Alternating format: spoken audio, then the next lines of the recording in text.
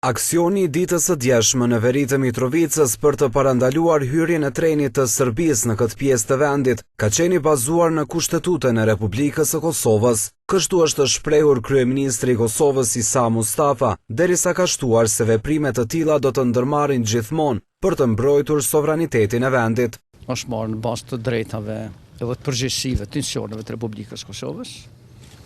Dhe institucionet do të ndërmarrin gjithmonë aksione të tilla për ta mbrojtur sovranitetin e vendit dhe mos lejuar që mjetet të tilla, të cilat provokojnë edhe të cilat kanë porosi edhe okupatore dhe porosi tjera të futen në Kosovë. Këto komente i pari ekzekutivit i ka bërë gjatë homazheve që bëri në fshatin Reçak të komunës së Shtimes. Mustafa tha se edhe muri në Mitrovicë do të rënohet, por duke ja lënë përgjegjësinë komunës për të rënuar këtë mur.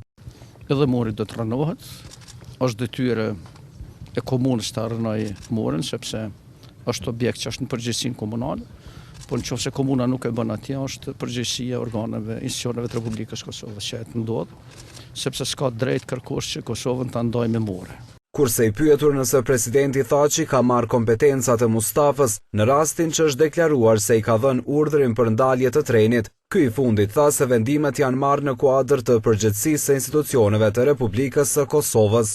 Vendimet janë vendimet policisë edhe të përgjegjësisë të institucioneve të Republikës së Kosovës, sepse në raste të tilla nuk merr vendime individuale askush, por institucionet e Republikës së Kosovës e kryejnë punën e vet. Do të ka qenë aksion i koordinuar mbi baza ligjore ndërmjet institucioneve të Republikës së Kosovës, ajo ashtu është përfunduar. Komente rreth aksionit të djeshëm ka bërë edhe presidenti i vendit Hashim Thaçi në një postim të publikuar në llogarinë e tij në Twitter. Thaçi ka thënë se shpreson që Serbia ka marrë një mësim rreth provokimeve që po bën në drejtim të shtetit të Kosovës.